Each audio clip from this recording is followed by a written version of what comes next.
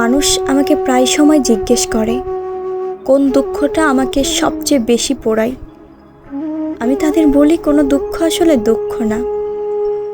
আজ যেটা দুঃখ, কাল সেটা অতীত বা নস্টালজি। জীবন জুড়ে অসংখ্য দুঃখ, হতাশা ও ব্যর্থতা রয়েছে। সেই ছোটবেলা থেকে আজ পর্যন্ত কোনো দুঃখ আমাকে দীর্ঘদিন দুঃখ দিতে পারেনি, পোড়াতে পারেনি।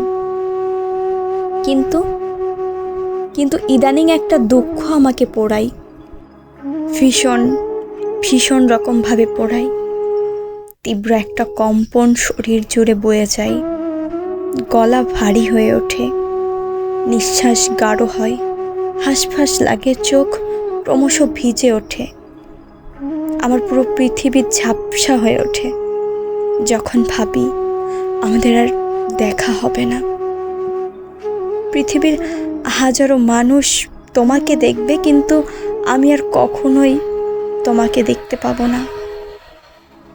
আমি আর কখনোই দেখতে পাবো না।